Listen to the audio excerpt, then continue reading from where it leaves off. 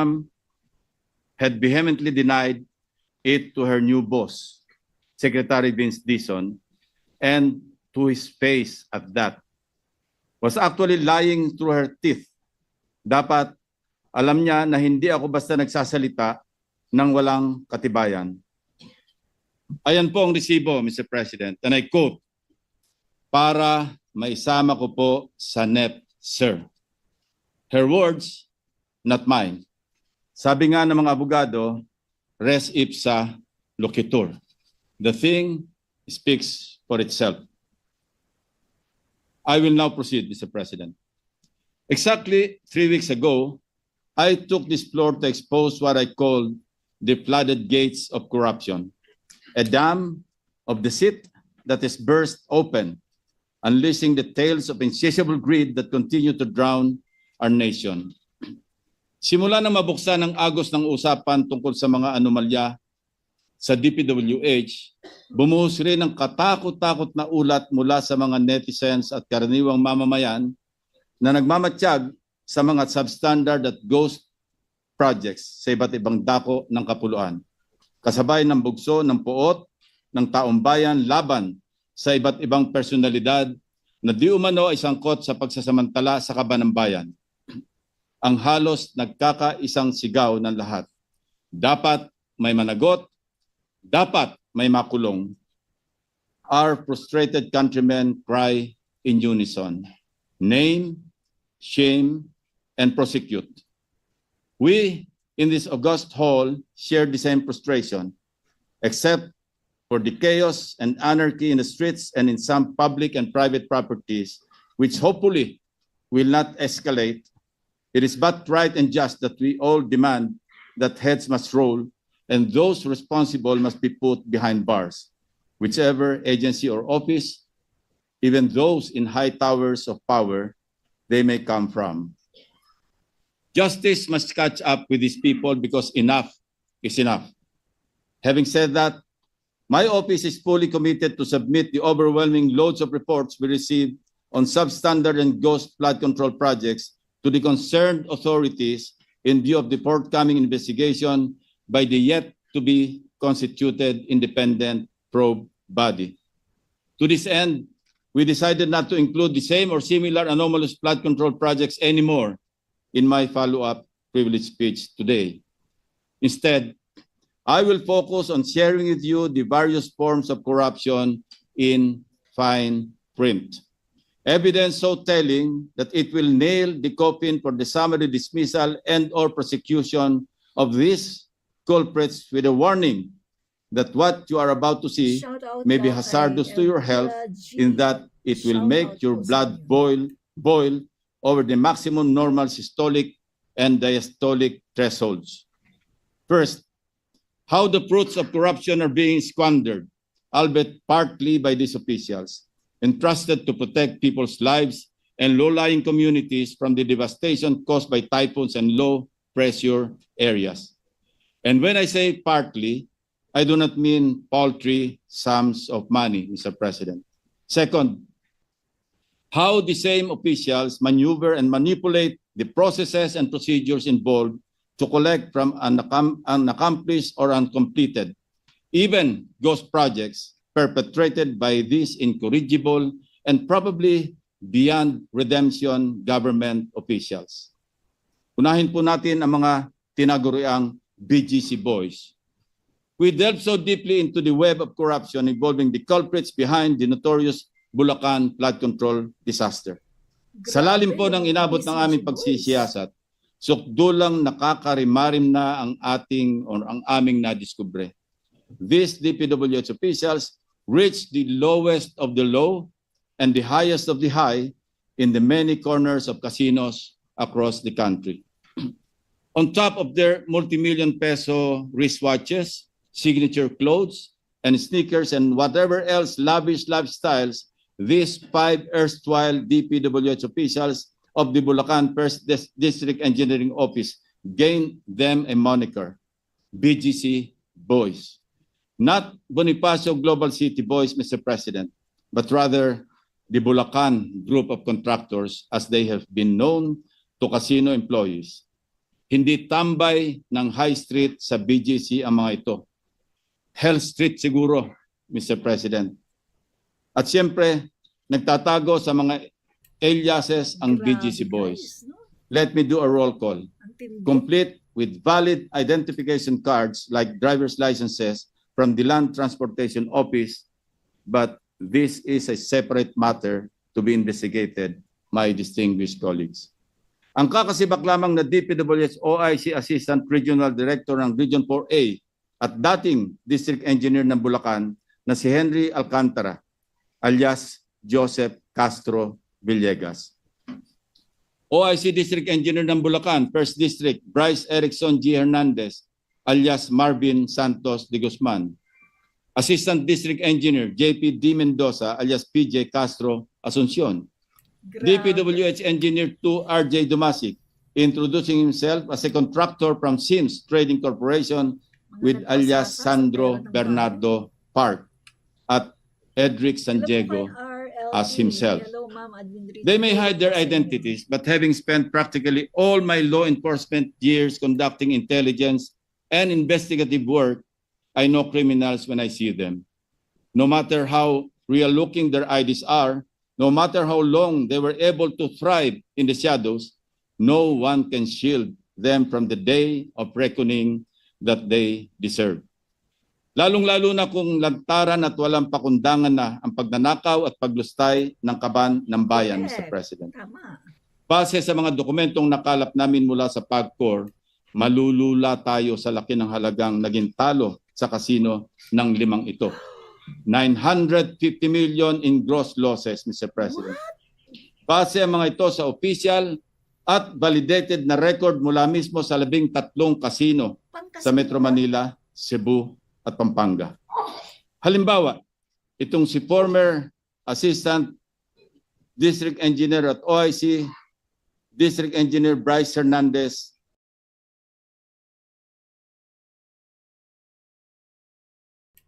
Komentuhan lang natin saglit, guys, no? So pinangkakasino lang nila.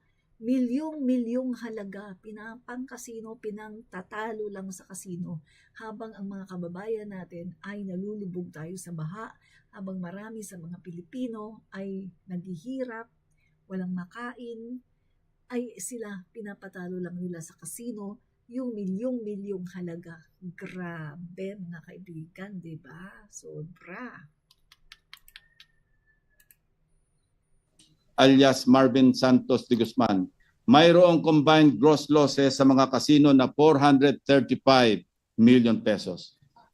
Halos hindi sila nagkakalayo ng OIC Assistant District Engineer niya na si JP Mendoza alias PJ Castro Asuncion na may 418 million pesos sa nakabuwang talo sa iba't ibang mga kasino.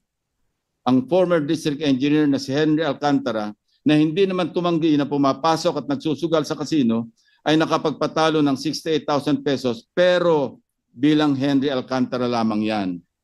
Ang mas malaking bulto ng kanyang talo habang nagtatago sa kanyang alias na Joseph Castro Villegas ay tumataginting na 36.7 million pesos in gross losses.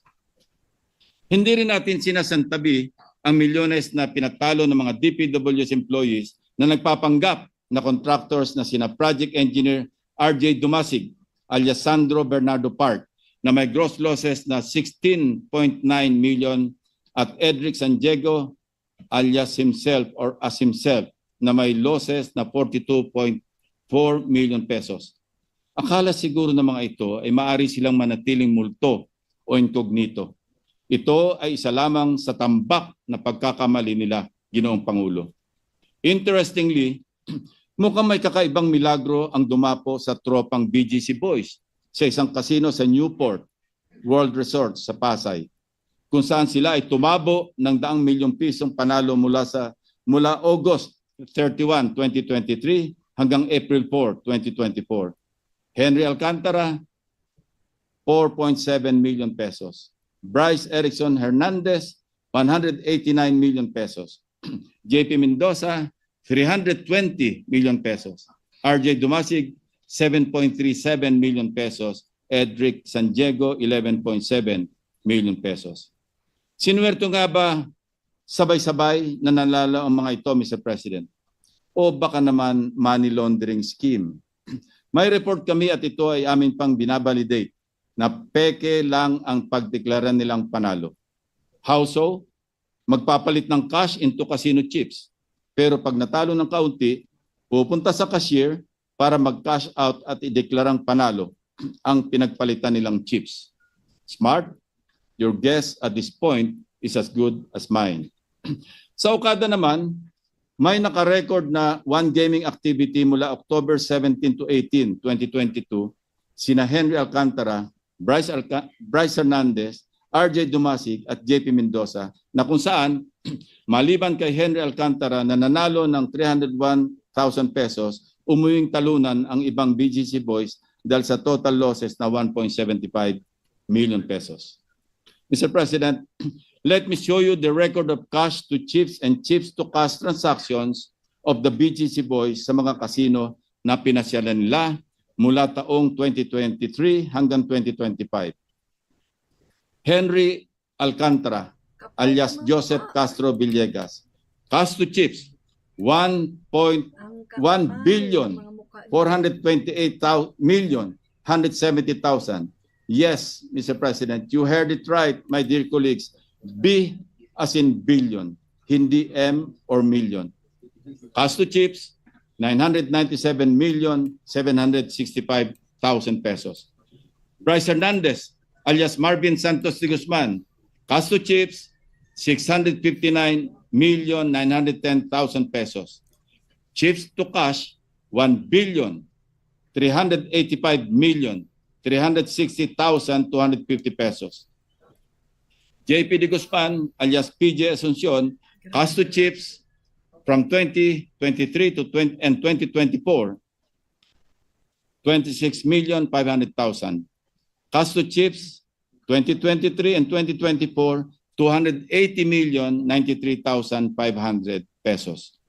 In this regard, my office has submitted their names and aliases to the Anti-Money Laundering Council since casinos are covered persons under the amended Anti-Money Laundering Act. Hindi pa po dito nagtatapos, Mr. President, ang kanilang mga kabulastugan. Sa aking naunang privilege speech noong August 20, 2025, nauna ko nang nilarawan base sa aming sources ang mag-among sina Alcantara at Hernandez na may parehong level ng pagmamahal sa pera. Itong si Bryce Hernandez, nagkalat na nga ang kanyang mga larawan sa social media dahil sa kanyang kabulastugan. Aba, hindi man lamang nahiyang pumasyal-pasyal sa isang kasino sa Metro Manila hanggang noong September 1, 2025. Habang nag-i-hearing ang Senate Blue Ribbon Committee, si Bryce nasa isang kasino nagsusugal. Ang ibang BGC boys may record pa hanggang noong nakarambuan ng Agosto sa paglalaro sa mga kasino. Suma total, habang lubog pa rin sa tubig baha ang mga taga Bulacan dahil sa mga pangungurakot na mga ito at kahit booking na mismo ng Pangulo ang kalokohan, sige pa rin ang pagpapasasa ng BGC boys sa pagwawaldas ng pera ng taong bayan. Walang kahiya-hiya sa katawan. Wala pong konsyensya ang mga ito, Mr. President.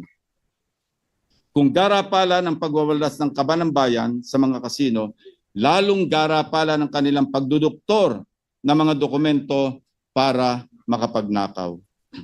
Over the past week, we scoured hundreds of pages of documents, each page painting telltale signs of how deeply entrenched corruption has become in the BGC kingdom. Patterns emerge not by accident, but by elaborate design, a framework of rigged and questionable biddings, impossible timelines of completion, manipulated progress reports, and falsified public documents. Certainly, these are not clerical errors, Mr. President. These are fingerprints of a system perfected over the years to pocket billions of funds at the expense of our people's safety and welfare. For purposes of presentation, iisa-isahin ko na ang aming naging findings. Una sa ating listahan ang flood control structure sa bayan ng Bulacan, sa lalawigan ng Bulacan, na sakop ng notorious First District Engineering Office. Grabe. Ang pondo ng flood control structure sa May Capiz, Taliptip River, Package B sa Barangay Perez ay nagkakahalaga ng 92.58 million pesos sa ilalim ng 2024 national budget. Mr. President, hindi ito basta ghost project lamang. Hindi rin ito basta-bastang substandard o palpak. This project may be added to the wonders of the world. Why? Because it will keep us wondering how in the world it was implemented at such an extraordinary speed and paid in extraordinary haste. Imagine, Mr. President, December 17, 2024, nang mai-award sa Sims Construction ang proyekto, may notice to proceed na agad ng sinundang araw o noong December 18, 2024. Matapos lamang ang 2 araw o noong December 20, naningil na agad-agad ang Sims at nagsumiti pa ng 46.05% completion rate na nagkakahalaga ng 42.63 million pesos para sa kanilang unang progress billing. 2 araw, Ginoong Pangulo, halos nangangalahati na agad sila sa accomplishment. May pambihirang talento at unusual speed pala ang mga taga-Sims Construction. O baka may magic, Christmas magic, dahil magpapasko na. Hindi man nakahabol sa Pasko, New Year pa rin ang bagong taon ng magkakasapakat na Sims Contractor at Bulacan DPWH. Dahil na-release agad noong December 27 ang unang bayad na 35.97 million sa Sims matapos bawasin ang VAT, withholding tax at retention fees. Palagay namin, Mr. President, kung kaya pa nilang kurakutin ang taxes, baka ninakaw pa rin nila. Kaya lang, inisip siguro, baka maalkapon sila. Paglipas ng 3 buwan o noong March 14, naningil na muli ang Sims para sa 89.1% completion rate na nagkakahalaga ng 39.86 million pesos base sa kanilang second progress billing. Matapos ang 5 araw o noong March 19, bayad na agad ang Sims. Siyempre pa, mapupukaw ang aming curiosity kung anong pagkaiba ng proyekto mula noong December 24 kung saan 46% na ng proyekto ang natapos, kuno, sa loob lamang ng 2 working days.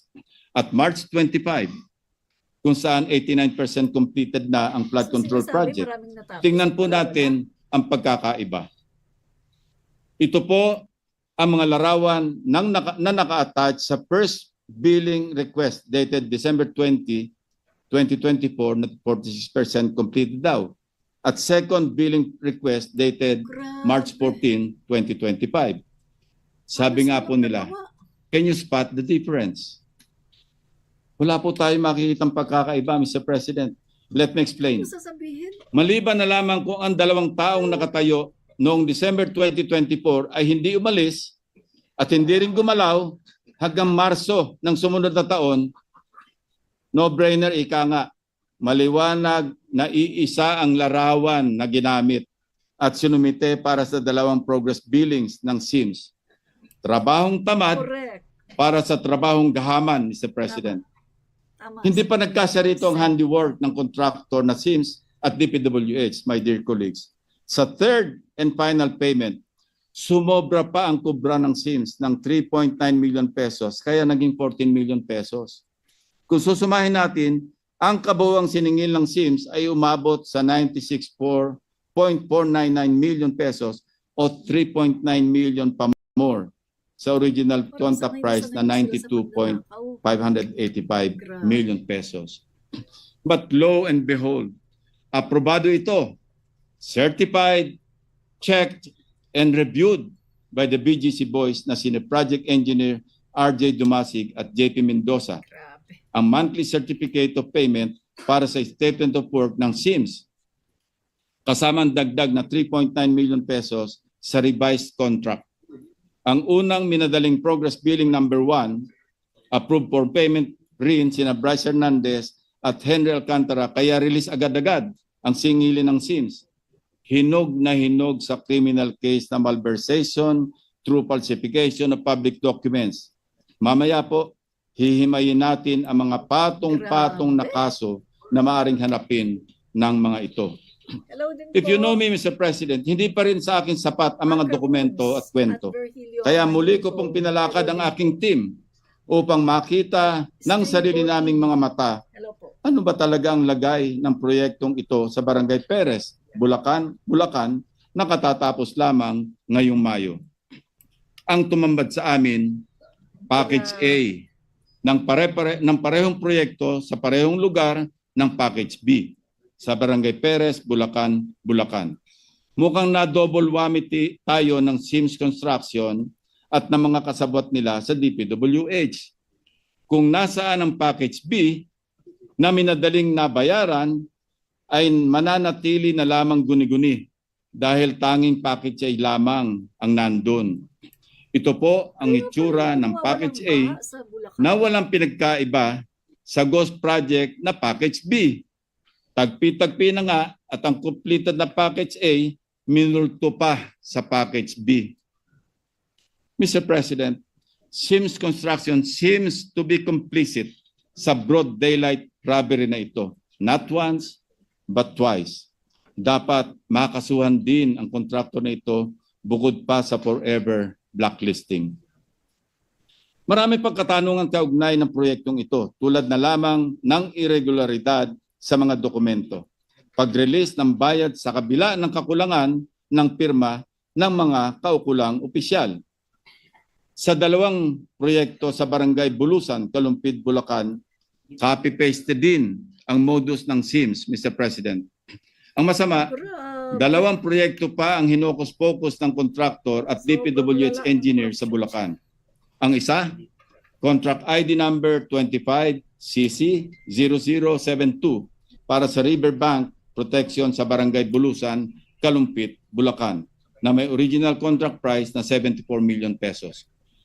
Ang isa naman, contract ID 25CC0091 para sa flood control structure sa Barangay Bulusan din mula sa Purok 4 hanggang Purok 5. Ang halaga, 92.7 million pesos. Akala namin na mamalikmata lamang kami noong una namin kinilatis ang mga kontrata, distinguished colleagues. But documents clearly show not only how unscrupulous but also how brazen these people can be. Parehong petsa ng notice of award ng dalawang contracts noong February 17, 2025. Pareho din ang petsa ng notice to proceed, February 25, 2025. Pareho pa ding may revised contracts na ang markup ay pareho pa ulit na 4%. At ang ultimong panggagago, Mr. President, sa loob lamang ng 15 araw mula February 25 hanggang March 12, parehong 89% ang completion rate ng dalawang proyekto. Hindi lang yun. Siyempre, sabay din ang singil ni SIMS para sa second and final payments noong April 4, 2025. Fully paid ang parehong proyekto na sa parehong araw din noong April 22, 2025. Parang nakinikinita ko na, Mr. President, na nagtatawanan pa ang mga matatalinong gagong matching na ito habang nagbibiyahe papuntang kasino, dala ang kwartang kinulimbat habang naglilimas ng tubig baha, papalabas ng kanilang mga bahay ang mga pobreng taga Bulacan. Magkaibang proyekto na ang contract duration na sana ay 240 days at 270 days respectively. Pero sabay natapos ng record period na 34 days. 100% completed kuno. Sa kabilang dako, okay, let's give him the benefit of the doubt. Baka nga naman 100% o 100% na lakas ang binigay ng SIMS kaya natapos agad-agad at sabay pa ang dalawang proyekto. Tingnan natin ang progress reports na sinumiti nila, Mr. President. Sa slide na ito, makikita ang sinumiting photos para sa progress billing number 1 ng SIMS noong March 14, 2025. Sa kaliwa, attachment para sa 25CC0072 contract. Sa kanan naman, para sa contract 25CC0091, Parang the same lang. may pinagkaiba po ba? Ganito rin ang attachment para sa second and final billing na sinumite noong April 4, 2025. Pareho yung picture. Hindi tayo namamalikmata. Harap-harapan, pinagnanakawan po Parehong picture. tayo. Mr. President, sa kabuuan, 174,699,499 pesos and 11 centavos ang halaga ng dalawang proyektong ito. Base sa sinumite ng DPWH sa isang report sa Blue Ribbon Committee hearing, sinasabing ang contract ID 25CC0072 ay walang istruktura. Kaya ghost project po talaga ito. One project for the price of two. Hindi po ba sadyang panggagago na ito? Papayag po bang mahigit na 112 million Filipinos na patuloy na magpaloko sa kontraktor at 5 tulisan na ito? Obvious rin ang kabalbalan sa mga reports para sa proyektong construction of pumping station ng floodgate sa Barangay Atlag, Malolos, Bulacan na may halagang 92.5 million pesos sa ilalim ulit ng 2024 GAA. Ang kontraktor nito, ang IM Construction Corporation. Base sa mga sales invoice, 4 na beses nakasingil ang kontraktor para sa kabuuan ng proyekto mula October 2024 hanggang Mayo nitong taon, kasama ng 15% advance payment. Nakikita po niyo sa screen ang mga petsa ng request for progress billing noong December 20, 2024, February 24, 2025, at April 29, 2025. At mapapansing pareho ito sa style ng SIMS, Mr. President. Subalit, ito natin ang ating atensyon sa mga naka-attached na larawan sa first progress report noong December 20, 2024 at third progress report noong April 29, 2025. Ang sunod na mga litratong ito ay may petsang December 2024 at April 2025 pa rin. Parehong larawan, ang mga bulok at kinakalawang na sheet piles, parehong pwesto ng mga makinarya at parehong pwesto ng mga manggagawa. Ang kaibahan lamang, ang lighting at contrast ng mga larawan. To ask how this doctored photos slip past the eyes of officials is not even a question, Mr. President. Talagang may sabwatan. Siyempre, Mr. President, hindi naman magpapahuli ang isa sa mga crowd's favorites. Simula nung lumabas ang dayaan sa mga flood control projects, wala pong iba kundi ang sikat na wow builders. Tulad ng SIMS at IM, malupit din talaga ang pattern ng kontratistang ito sa kababalaghan. Busisiin natin ang dalawang proyektong ito na alam na nating may distinct na halaga. Construction ng flood mitigation structure along Barangay Frances, Kalumpit, Bulacan na may halagang 77.199 million pesos at construction ng flood mitigation structure along Barangay Bulusan, Kalumpit, Bulacan na may halaga ring 77.199 million pesos. Ang dalawang kontrata na ito ay na-award sa Wow Builders noong February 1, 2023. Pero take note, Mr. President, mayroon kaming kopya ng dalawang sulat na may petsang January 30, 2023 or 2 days before na pirmado ni Wow Builders Manager Mark Alan Arevalo na nagsasaad na sila ang winning bidder para sa dalawang projects. Advance mag-isip si Wow, Mr. President. Ang notice to proceed para sa dalawang contracts pareho rin ng petsa, February 13, 2023. Subalit mahigit 1 linggo pa lamang ang nakalilipas mula sa petsa o notice to proceed, naniningil na para sa 50% project accomplishment rate ang Wow Builders. Ang nakasaad sa 50% accomplishment rate na ito ay resulta ng isinasagawang trabaho na di umano mula February 13 to 20. 7 days, Mr. President. Mga magnanakaw. Ayon sa mga sales invoice na hawak namin, na-release naman ang hinihinging kabayaran noong February 23, 2023. Ang kalahati ng kabayaran at retention fees again for both projects ay naatado naman sa release mula April hanggang July 2023. Sabay rin ang mga petsa ng bayaran kung saan hindi rin nagkakalayo ang mga halaga. Ang 50% ng proyekto isinagawa ng 7 araw. Ang sunod na kalahati, ginawa ng mahigit 4 na buwan. Not for one project, but for 2, Mr. President. Napakahusay, napakaganid.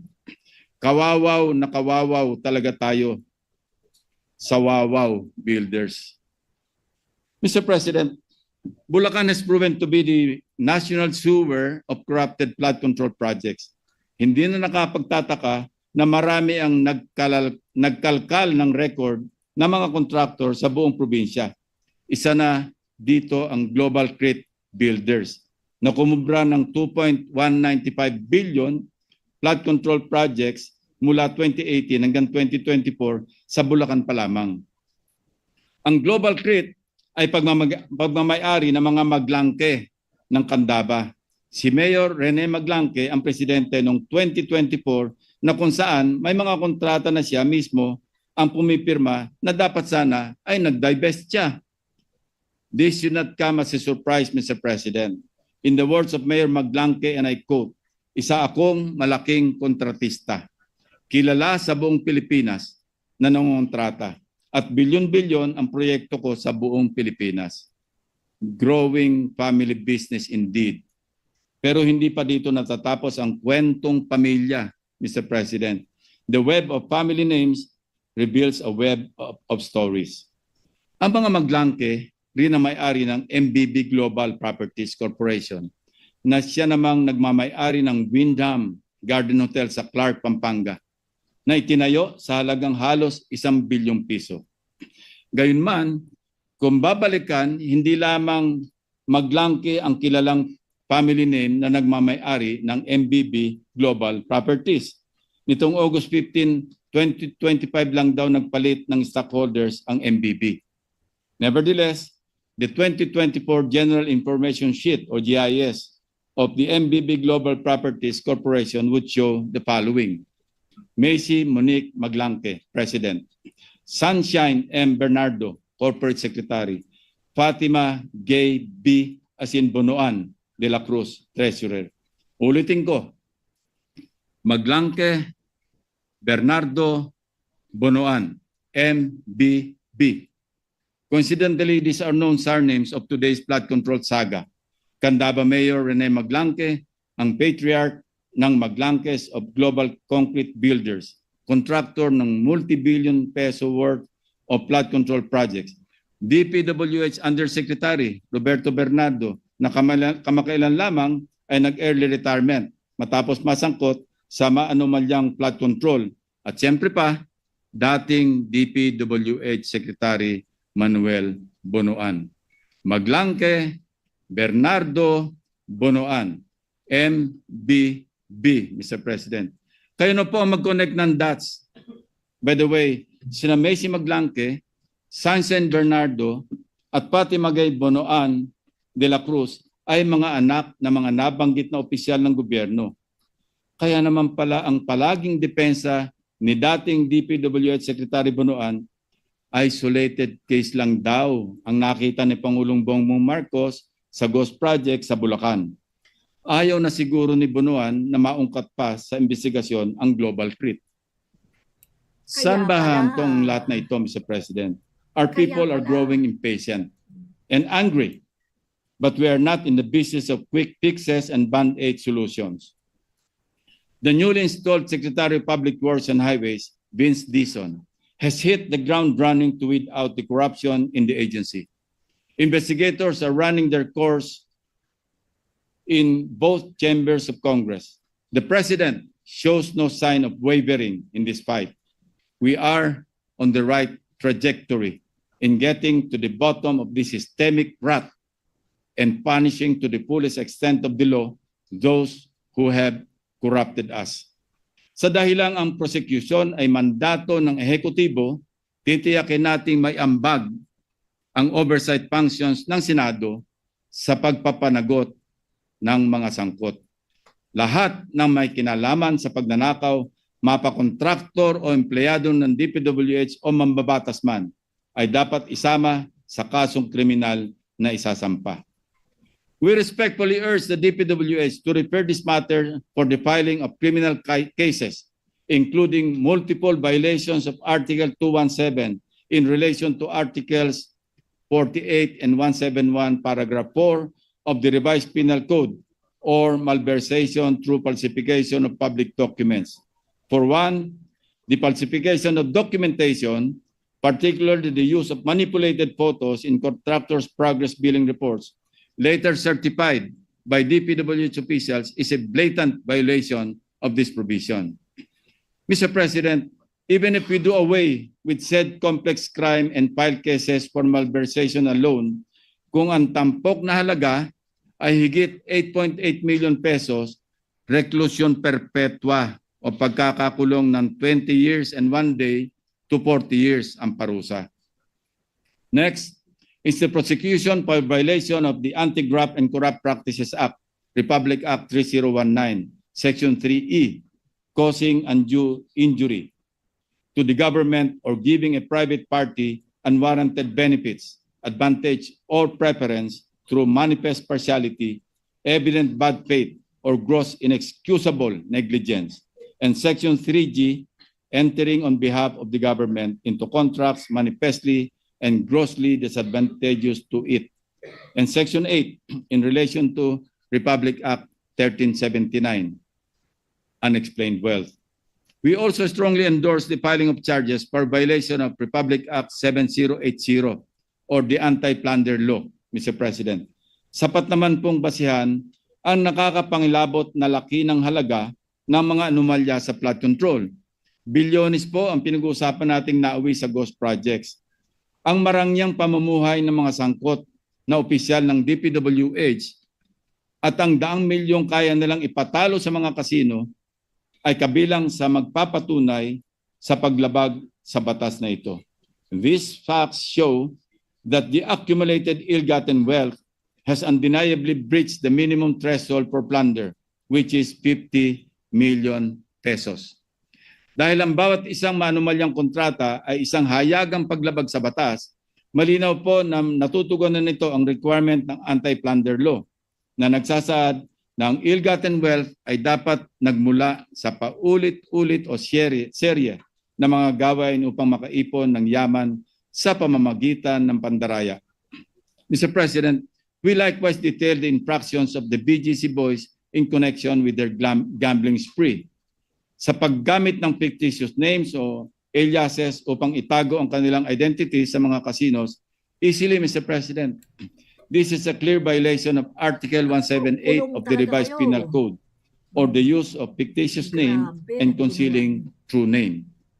To further sustain the use of their pseudo-identities, the BGC boys used fake driver's licenses to gain entry into casinos, thereby violating Section 31, Article 2 of Republic Act 4136, which expressly outlaws the making, use, or possession of licenses in imitation or similitude of those legally issued by the LTO.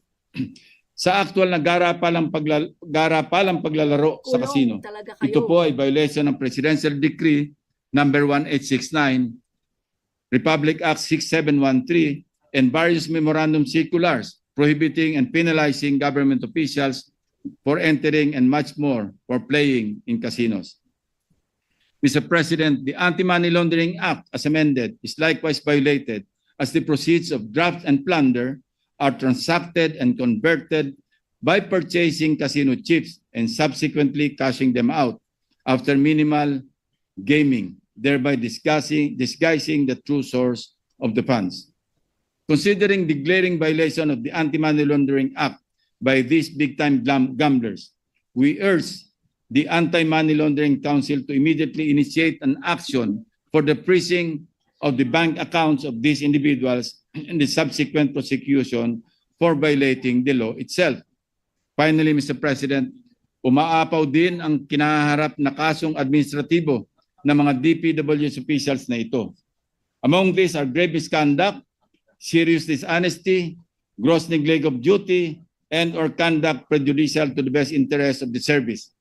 Violations of the Code of Conduct and Ethical Standards for public officials and employees, and the Code of Conduct pertaining to the practice of their profession as regulated by the Professional Regulation Commission. Our goal is not only punitive but also preventive. So we do it through reforms in our legislation, Mr. President.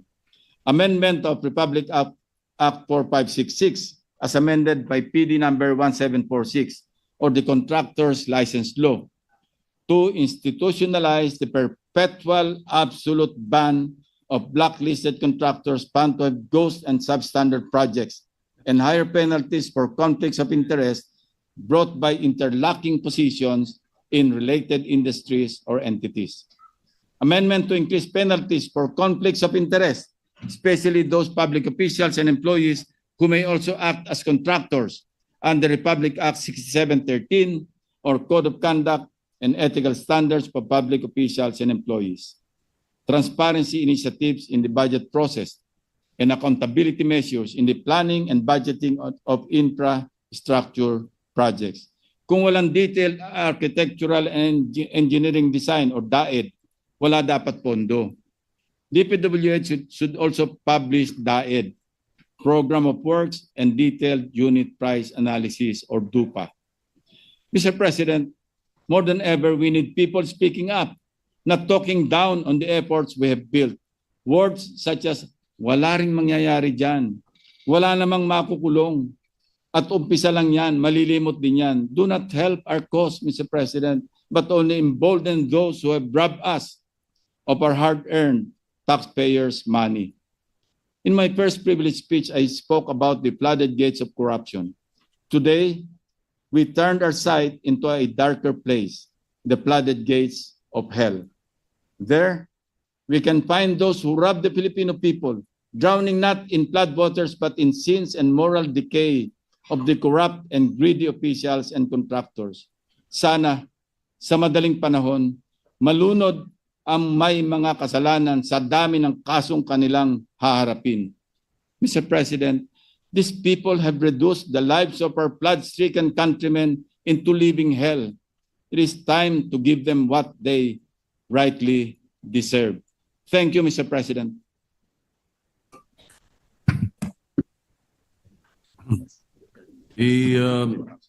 I see that the Senator Rodante Marcoleta is seeking the floor. What is the pleasure of Senator Marcoleta? I'd like to know, Mr. President, if our good Senate President pro tempore would yield to a few questions. Willingly to the still the chairman of the Committee on Public Accountability, the good senator from Tarlac and the Republic of the Philippines. You may proceed then. Maraming Senator salamat Marcoleta. po, Mr. President. Mr. President, kanina pong mag-umpisang mag-present ang ating Senate President pro tempore, ay laking pasalamat ko sapagkat nakita ko yung resulta ng kanyang personal na pag-iimbestiga. Doon po sa kauna-unahang slide, Mr. President, nakita ko po yung isang text message na galing po yata kay Yusek Catalina Cabral. Hindi ko po masyadong maintindihan. Pwede po bang pakikwento po ninyo, Mr. President, ano po ba yung pinanggalingan noon? Ang pinanggalingan po, nag-congratulate siya sa ating nakaupong Senate President. But this message was sent through the staff of our Senate President, Mr. President. Ang sinasabi daw, congratulations po, no? That was after July 1. After July 1st. proclamation or after oath taking, Mr. President. After the oath taking, if I distinctly remember.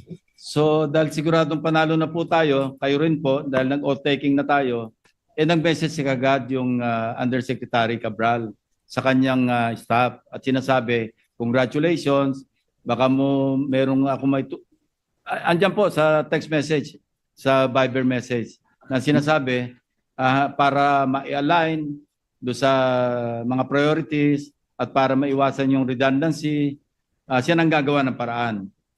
Ang sabay ang sinabi na para maihabol o maisama na sa NEP.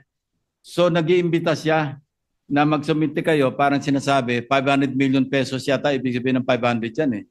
Kasi hindi naman malinaw, pero ang sinabi, po kayo 500 for now. For now. Ibig sabihin, for now, sige, magpasok kayo mga 500 million pesos worth of projects na sa inyo manggagaling. So ito po yung sinasabi natin na isang kamalian ng budgeting or budget process. Dahil ang trabaho, mandato ng Kongreso, both houses, legislation. Yung pong NEP, nasa budget preparation phase na kung saan exclusive domain ng executive branch. Pero bakit po, dahil ganyan ang nangyayari, mismo sa DPWs na nanggagaling na magpasok na kayo rito. Hindi ho ba pakikialam yun sa mandate o sa exclusive authority ng executive branch? Salamat po sa sagot na yon, Mr. President. Ako po yung naniniwala na talagang wala namang initiative na nanggaling sa inyo at siya'y kusa niyang inialok po yung inaakala niya sigurong makakatulong o makakapagbigay ng kasiyahan sa inyo. Yun po yung akala niya. Opo. At agad pong tinanggihan ng ating Senate President. Alam ko po. Alam ko Sinabi po. niya agad sa staff niya, wag, ayoko ba't ako maglalagay dyan? Kasi po kaya ako naitanong to, Mr. President, kahapon po,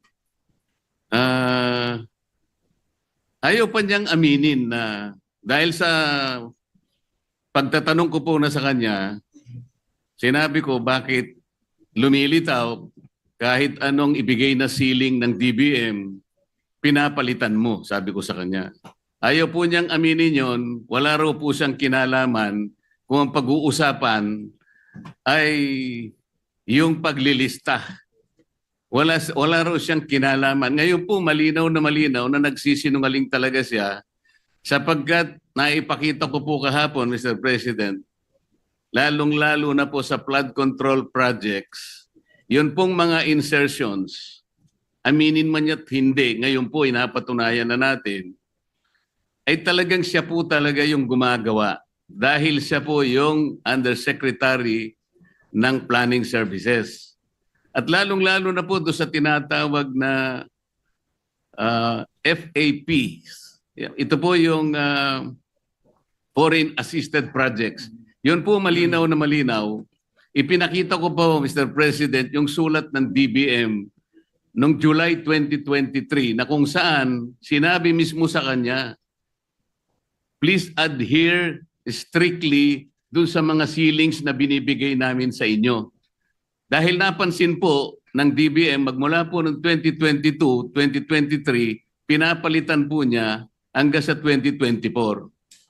Ayaw po niyang aminin na siya po ang may kinalaman nun. Ngayon ko lang napatunayan, salamat Senate President Pro Tempore na ngayon ay malinaw na malinaw, hindi na niya pwedeng sabihin at hindi na siya pwedeng magsinungaling na wala siyang kinalaman dito. Ang totoo pa po nito, Mr. President, ang dami pong gustong tumestigo na meron po siyang 10 paboritong contractors na siguro sa mga susunod na panahon, kung sino man po yung hahawak ng Blue Ribbon Committee, isa po sigurong mabuting direksyon na ituntunin ito. At marami rin pong palagian na pumupunta sa kanyang opisina na mga politiko. Gusto ko pong pasalamatan ng ating Senate President Pro Tempore sapagkat mukhang yun pong mga kawani o mga opisyalis ng DPWH na matutuntun na natin at alam ko po na talagang tatagos ito hanggang sa former Secretary ng Department of Public Works. Kasi kahapon po, gusto niya nang sabihin na lahat ng daw po ng nangyayari sa kanyang opisina ay meron namang basbas ng Secretary ng Department of Public Works. Ngunit ang gusto ko pong tuntunin, Mr. President, kung nakita na po natin unti-unti at saan papunta at sinong may kasalanan sa Department of Public Works at nailitaw na rin po sa pagsusuri at sa personal na pag-iimbestiga ng ating colleague, ang mga contractors na talagang, kung pagsasamahin po natin mga contractors na ito at saka yung mga opisyalis na nabubunyag ngayon, siguro po yung salitang walang o halang ang kaluluwa ay is an understatement.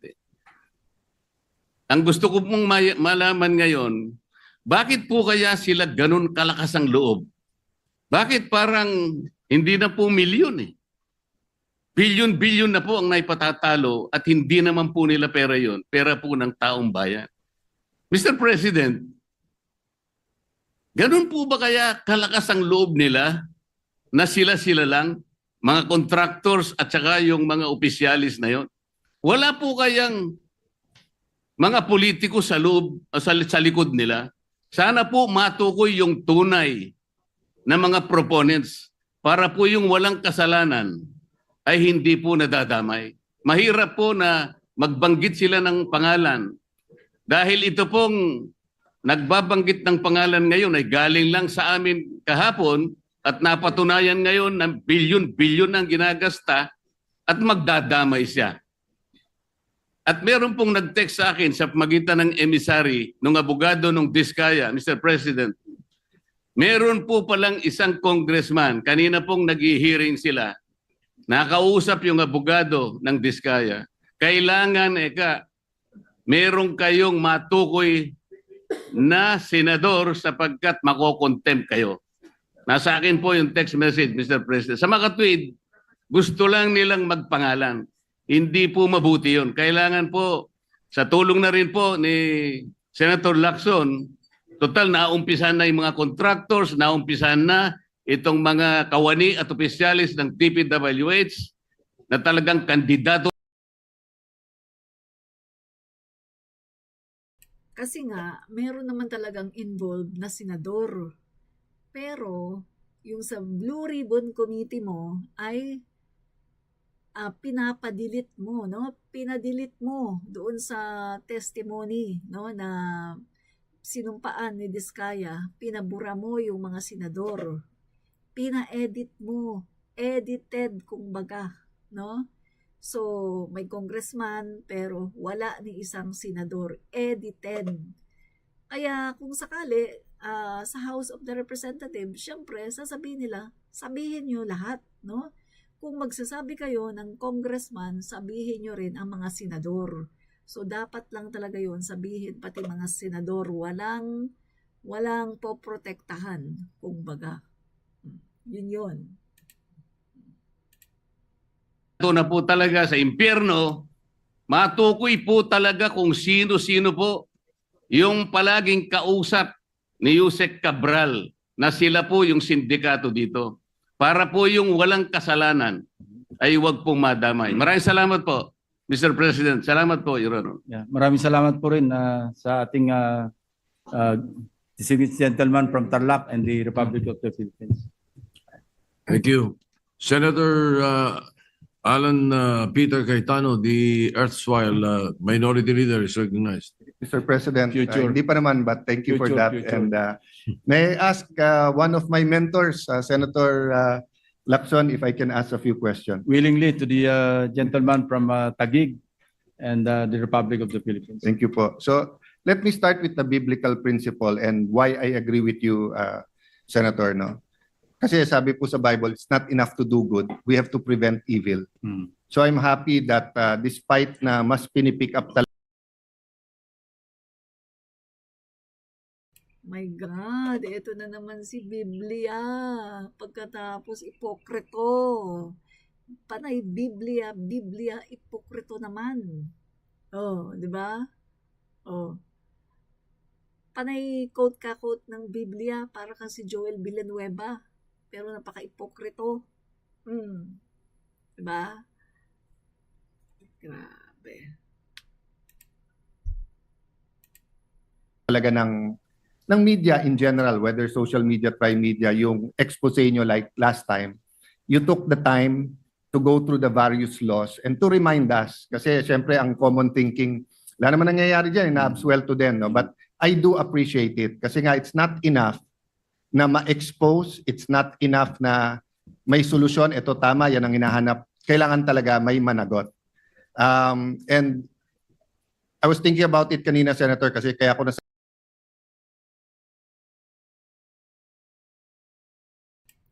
Sanay kasi sila, no? Etong mga to, sanay sila na sa panahon ni Duterte, puro lang umpisa.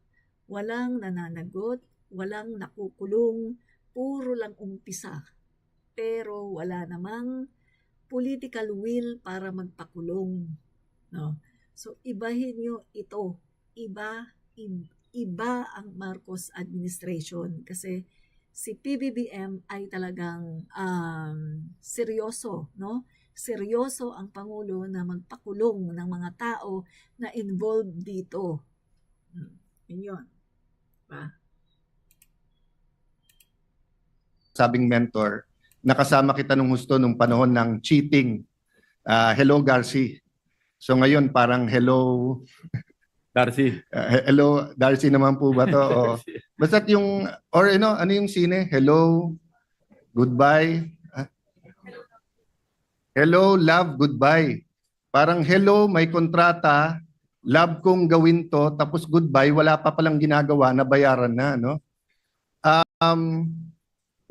So yung first question ko, Senator, is related to yung sinabi ni Senator Villanueva na if you cannot convince them, confuse them, so mukhang ang strategy, at narinig ko na to even before the speeches, na pagka nilabas nyo to, dadamay ko na lahat. So ang problema natin ngayon, sinong totoo at hindi. So first question ko, Senator, are you in favor na yung klarong-klarong involved, simulan na yung kaso sa kanila? Definitely, and I hope the will of justice will grind more quickly this time. Kasi habang nakakulong sa atin, custody, no, nasa custody natin si Bryce Hernandez dahil na-contempt siya kahapon, kung mabilis lang sanang makapag-file ng kaso, no, starting with a complaint to be filed before the Ombudsman or the Department of Justice, mabilis po rito yung malversation through falsification. Kasi kung plunder po yung ating ipafile, alam mo naman natin, 10 taon, 12 taon, tapos may speedy trial pang i-invoke. So kung malversation, mas mabilis kasi ang threshold amount is more than 8.8 million.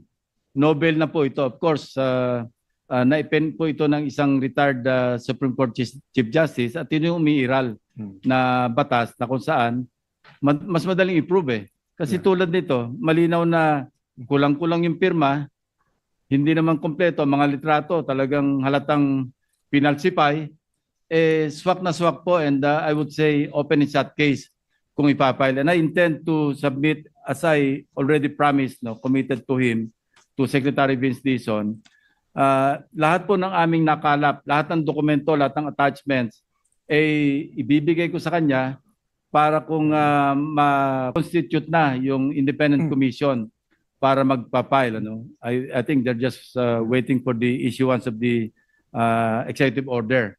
Para na sa ganun, ma-transmit niya na agad at complaint. Ano? Kasi hindi rin madali. Medyo process yung preliminary investigation. Kung ombudsman man yan, baka mamaya idaan pa sa fact-finding investigation. Hindi agad-agad mag-PI. So yun po yung ating problemang hinaharap. Na kaya nawawalan ng gana yung ating mga kababayan sa tagal. Yes. Actually, Sir President, nasagot mo na rin yung susunod kong tanong, which is, well, technically, no, which is, will you be in favor of partial committee reports kung klarong-klaro? Kasi nga may sistema na rin ang ombudsman na pagka nanggaling sa Senado o House, no? So I know it's fraught with dangers and you don't have to answer me now, but just to your point, di ba, na if the investigation takes us till the end of the year sa dami at saka pa tayo mag-committee report, may pangalawang debate dito sa committee report. Pero halimbawa, may nakita na kayong, as of now, Mr. President, ilan po yung nakita nyo na ghost na klaro? Napakarami. Sa Bulacan po, hindi lang namin sinama. Ang bilang namin, mga 30 . So for example lang, Mr. President, no, let's say sa 30 yon, meron 4, 5, 6 na tao na napaka-clear. Let's say yung pumirma na completed, yung contractor. Tapos for example, kung may COA report, na lumabas sa COA report na yon na completed, pwede rin. Kung wala pa namang COA report, hindi naman kasama yon. But ang point ko, Mr. President, is that kasi pagka yung klarong-klaro na guilty or at least the evidence is overwhelming, that will also help us get direction.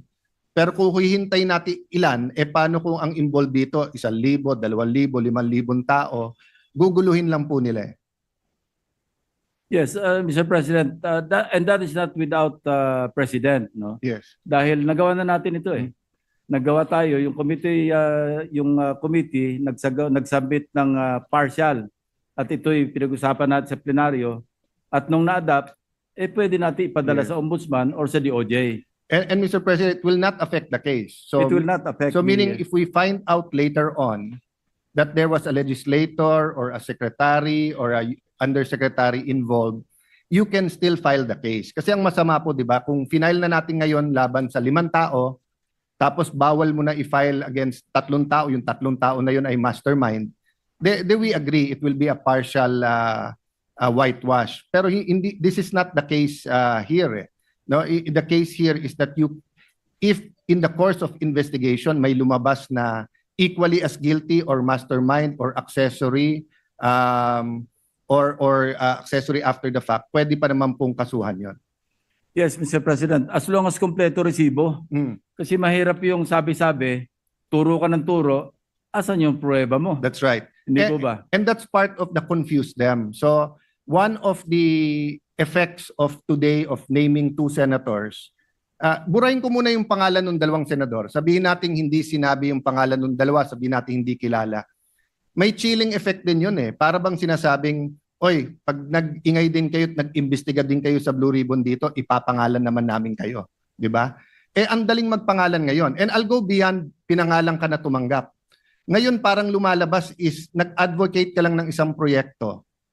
Or yung, for example, no, if a state university now suddenly has a building, what if ikaw yung presidente, wag ng congressman o senador, ikaw ay pangulo ng university na yon at gusto mong itayo yung building. Parang may implication ka agad na kasama sila sa kalokohan. Paano ko yung building na yon na-inspect, wala rin namang mali? So, nakikita ko po na yes, we have to be thorough, but tama po kayo na pag walang resibo, in fact, umaabot nga minsan yung walang resibo na nagbabanggit ng project, pero hindi naman sinabing may problema sa project na yon. Yeah, speaking of chilling effect, Mr. President, I remember, no, just occurred to me, noong yung na policy issue exploded right in our faces, ako pa mahimbing ang tulog ko noon. Kasi wala naman po akong pork barrel. So, mahimbing ang tulog ko. Hindi ako nag-aalala na kinabukasan. Pagbukas ko ng dyaryo, makikita ko yung pangalan ko doon. And similarly, in this particular issue, pag ako po naturo, baka manghabol ako ng taga.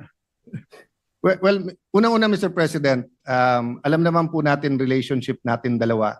We don't always agree, but you've always looked over my back then.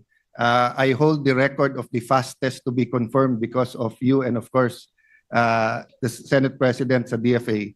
But alam niyo, Mr. President, unfortunately, gusto ko man matulog po kayo na mahimbing pag tinanggap niyo yung trabahong yan. Kasi natandaan niyo po nung Napoles, may umiikot na abogado or may mga umiikot noon na parang pag hindi kayo nagbigay, isasama kayo sa listahan.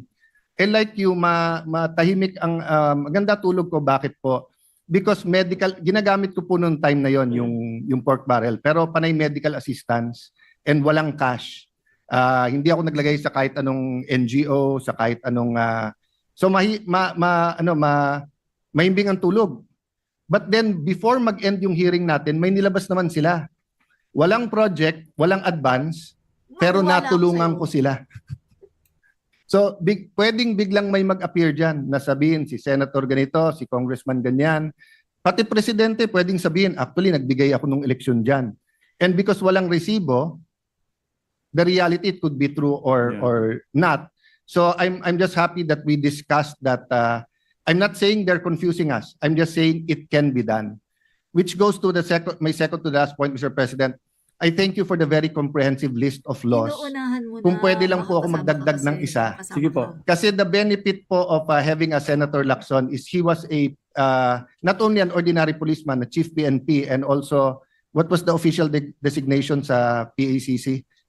Chief po. Chief, no? Presidential Anti-Organized. So yung Crime build Task up, yung investigasyon at build up, likha sa inyo. Kasi sa ibang trial lawyers, lalo kung hindi ka naging prosecutor, alam mong guilty pero walang build up walang investigasyon no?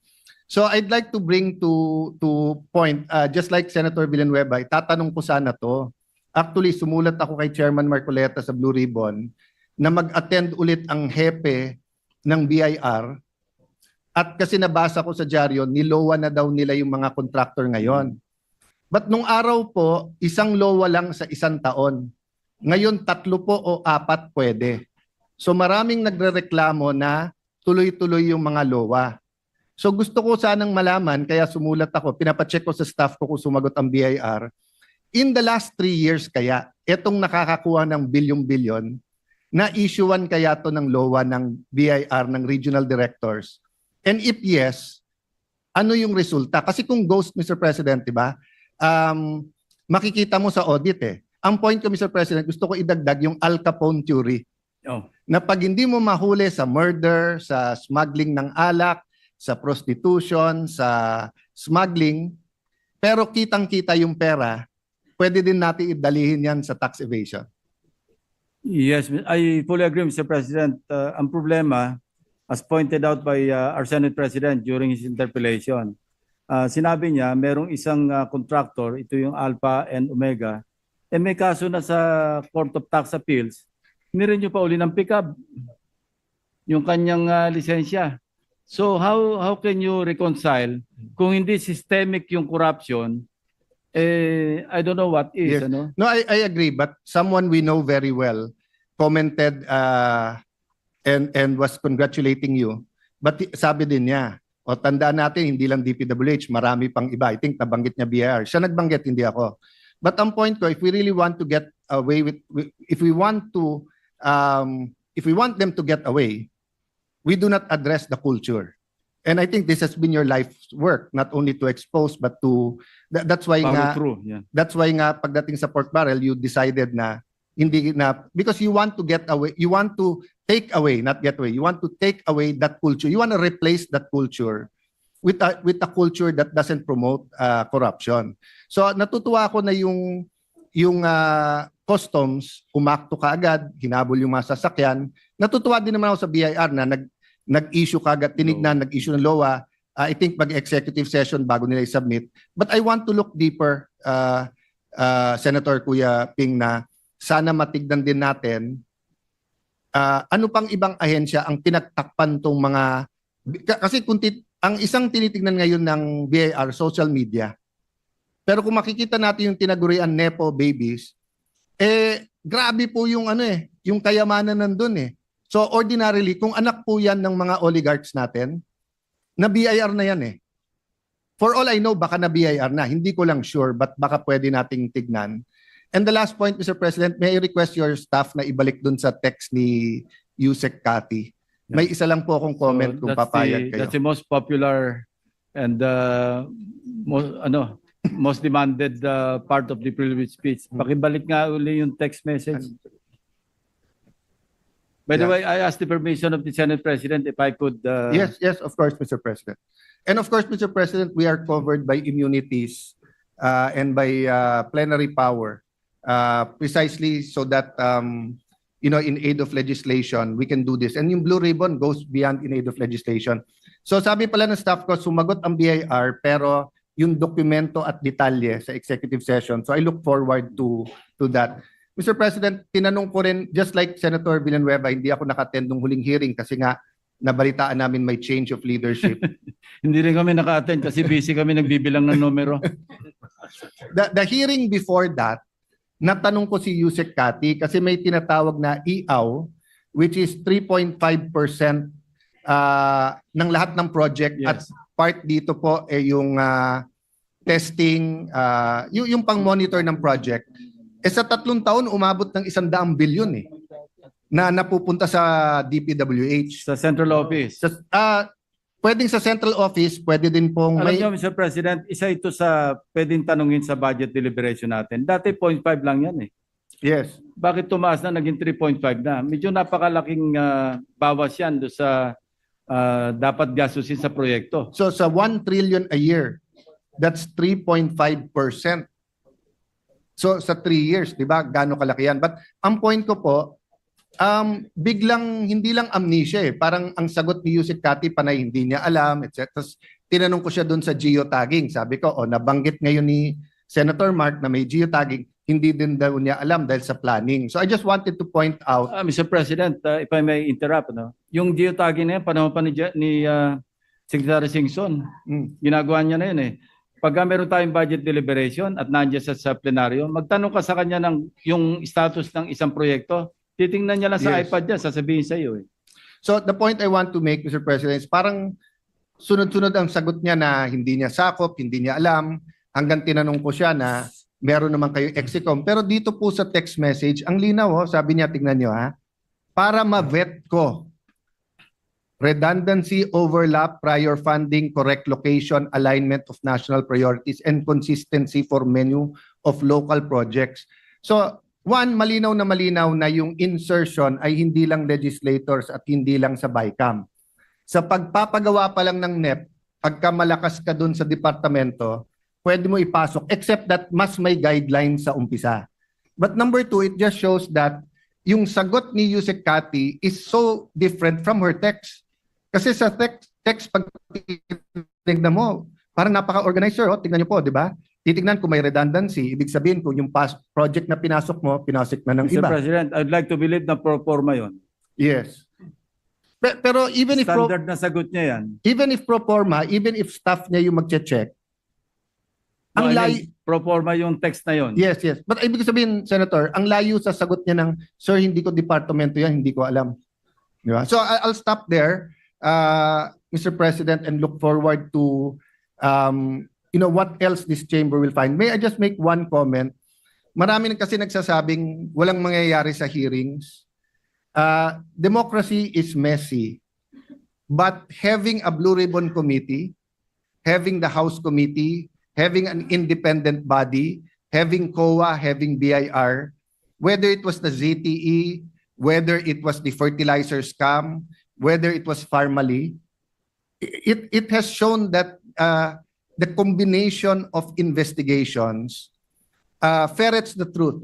It also has been shown that confusion or yung turuan or yung squid tactics can happen. But let me just affirm my personal view that napaka-importanting tool ng Committee on Public Accountability ng Blue Ribbon, and I look forward to working whoever will be designated by the majority. Thank you very much, Senator Lacson. Thank you. Mr. Senate Thank you, sir. President, salamat po. Now that you've mentioned it, perhaps we should inform the public. I know most of them many are watching. I've heard through not only social media but mainstream media that bakit ba nag-iimbestiga pa sila? Tanong bakit daw ang Senate nag-iimbestiga? Iniimbestiga ang sarili nila. Yung House nag-iimbestiga, iniimbestiga ang sarili nila. I think they have it wrong. We are inquiring in aid of legislation. Kailangan ulit-ulitin natin yun na ito ay recommendatory. Wala tayong prosecutorial powers. But this would aid in the bills, the laws that we would want to pass. And Mr. So Senate that- President, siguro yung ibang nag-comment na yon, even if it's coming from a good place, hindi alam yung dynamic sa Senate. Correct. So halimbawa may 10 senador, kahit yung chairman ayaw niya imbestigahan yung isang senador, kahit sino sa 10 ay pwede magtaas ng kamay at magsabing, can you submit these documents, can you answer, etc. Yes. No? And for example po, hindi natin pwedeng tawagin yung senador na yon. But then if it becomes clear, anyone can file an ethics committee complaint. And in the ethics committee, may karapatan tayong at least through the tamang, kung hindi naman natin ma-require na mag-attend, mare-require natin sumagot So I just sisegundahan ko lang, Mr. President, na valid yung parang hindi nyo pwedeng imbestigahan yung sarili nyo. Pero hindi po valid na walang halaga yung investigasyon na to. At Correct. pag nalaman niyo yung dynamics ng Senado, makikita niyo po no, na maraming kabutihan lumalabas sa lahat ng investigasyon natin. Thank you, Mr. Correct. President. Senator Lacson, Thank you. Thank you very much, Good Your to clarify that for those who are questioning or criticizing the investigations or the inquiries.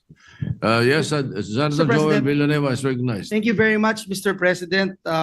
May I just be allowed also to join the party and find out if our mentor, our good friend, our Senate President Pro Tem, Senator Ping Lacson would yield to some questions from this humble representation. Mr. Certainly, from the distinguished gentleman from Bulacan. Thank you, Mr. President. First of all, at the onset, again, as I mentioned last time when the gentleman from Cavite delivered his privileged speech, I am deeply grateful and appreciative of his desire to ferret out the truth, and most especially not just to point out the real culprits of this multi-billion, if not trillion, well-oiled machine being perpetrated by syndicates in our country. I'd like to put on record, Mr. President, my deep thanks and gratitude kasi sa pangalan po ng mga kababayan natin sa dakilang lalawigan ng Bulacan. And nung kanina po habang nagsasalita kayo, Ginoong Pangulo, touch na touch po ako kasi ako na mismo yung nagsabi dito 2023 na paulit-ulit na lang po ito. And 2024, in fact, binanggit ko din po, Ginoong Pangulo, na yung mga kababayan ko. And even I, Mr. President, even I actually thought wala na talagang mangyayari dito dahil masyado ng embedded yung sistema ng korupsyon, lalong-lalo na po sa flood control. Maraming salamat, Ginoong Pangulo, doon din sa binanggit kanina ni Senator Ping na importante yung resibo. Importante na sa pagbabanggit ng mga individual, not because my good name was mentioned a while ago, Mr. President, pero talagang tama po yung sinabi ni Senator Cayetano na ganun ho yung sitwasyon ngayon. If you cannot convince them, confuse them, bring out names, walang ebidensya, walang resibo. Kaya po kanina yung binanggit ko, and I'm not just defending myself, na I'm not just categorically denying it, but saying na may resibo tayo and very easy to verify itong mga documents. So I appreciate it, Mr. President. Let me also put on record, Mr. President, matagal na naman, Ginoong Pangulo. Senator Ping, you've known me for as far as I can remember when I entered politics. Nagsimula pa tayong magkasama doon po sa ease of doing business. Nang ease of doing business, nagsimula po tayo dun sa Anti-Red Tape Act. Bagitong-bagito po ako bilang kongresista. Bagitong-bagito po ako bilang kongresista nung tinulungan niyo po ako nung lumabas din ho yung pangalan ko. At kayo ho, and a lot of people don't know about this. You helped me by connecting me to NBI agents and those experts who can actually clear my name dahil sila yung nakakaalam ano nga ho ba tawag doon sa Yung handwriting expert. handwriting experts, Mr. President. So salamat po, Mr. President. 2019 pa po nawala yung complaint na yun, and kayo po yung dahilan. And I rose here again, Mr. President, because I wanted to find out and learn again from you being an expert investigator, Mr. President. Alam niyo po, yung binabanggit niyo po kanina, I have two questions lang kanina, three questions, Mr. President, but the two questions were already raised by Senator Cayetano. Ang one question ko lang that I would like to raise is, yung pong binanggit nyo kanina doon po sa text message ni Yusek Cathy Cabral, and inulit ko po if you can show it again, sinulat ko po dito, nakalagay dito, ma-vet ko, redundancy, overlap, prior funding, and correct location. Binanggit din ni Senate President Soto yung kahalagahan ng ginagawa natin dito. We are here in aid of legislation, kaya tayo nag-iimbestiga. Ang tanong ko lang, Ginoong Pangulo, Mr. President, sa gentleman from Cavite, Doon po sa text ni Yusek Cathy Cabral na mabet ko yung redundancy, overlap, prior funding, correct location, etc. Nagawa po ba ito dito sa sinubmit na 2026 NEP? Kasi tinitignan ko lang po itong NEP na sinubmit. Sa sariling gana po ng aking pagsasaliksik, napakadami po ng redundancy, overlapping, prior funding, at correct location, Mr. President. Yes, Mr. President. Kaya naman po pinayagan natin na magsabit ng errata yung agency, which is the DPWH in this case. Pero hindi tayo bound na sundin lahat yung kanila sasabit na errata, of course, because it is already within the jurisdiction of the Congress to deliberate or examine, analyze the National Expenditure Program. Kaya nga po nakapagsabi ako noon na hindi po pwedeng ibalik yung buong NEP because in the first place, hindi naman po yun budget measure, yun po ay proposal lamang. Yes. At binigay na sa atin ng executive branch at it's up to Congress to make amendments. Ano? But then, kasi masyadong voluminous, minabuti natin na okay, papayagan namin kayo at si Secretary Vince Dizon, sabi niya by September 15, ready na siya na ibalik yung o isubmit yung errata. But the National Expenditure Program remains with us. So, kinurek ko po yun kasi ang sabi ng House, altogether balik yung NEP which is not allowed. Ano? Yeah. Hindi ito against procedure po ito. Bawal po remand. Bawal ang remand. Tama, Okay. bawal ang remand. Thank you, Mr. President. And as I cannot agree more with the statements made by our distinguished colleague. I totally agree. But baka sabihin din po ng mga nakikinig, naisip lang yata ni Joel yan. Thank you for showing it again. Yang naisip lang yata yan ni Joel, no? Kasi yung binabanggit po ng DPWH at dun po sa text message na ating pinag-uusapan, sabi ho, para mabet for redundancy, overlap, correct location and alignment to national priorities consistent dun sa menu. Dun sa NEP na... Ang tawag po rito, sugar coating. Thank you, Mr. President. Para mas magandang tingnan na hindi naman arbitrary. Kunyari po. Yeah, Kasi kunwari. gusto kong sabihin at muli, para to put on record, Mr. President, na tayo dito sa Senado, nagtatrabaho tayo. Tayo sa Senado, when we speak, we have receipts. May resibo po tayo. No? For example po, dito sa NEP ng 2026, gusto ko lang banggitin, no? I can name at least 10, Mr. President. 10 double appropriations, no? At overlapping. Siguro, unahin ko yung dun sa Malabuyok, Cebu. Dalawa po yun sa page 1259 at 1259. Pareho po, no? Doon po sa Kapas Tarlac, meron din po dalawa, page 1306 at 1306. Doon po sa Muntinlupa, Sukat, 145, 145, pareho din po. Lapu-Lapu City, dalawa din po, page 1588, 1588. At ganun din po, doon sa Lapu-Lapu City, tatlong doble ito. So, anim. Anim po yung item, pero halos pare-pareho po, no? I think si Senator Zubiri would also want to look into this. Sa Bukidnon, meron din po 1435 at 1485, page 1435, page 1485. Ito po ay Barangay Road po ito, 50 million and 10 million. So ito lang po yung gusto kong sabihin, Mr. President. No? I wanted to share this because if you recall, Mr. President, distinguished colleague from Cavite, I made this question last time about putting the budget in the NEP. And kayo mismo, sabi nyo nga po, it's already been happening and maganda nga po na pinakita nyo to. In aid of legislation, paano ho ba natin ito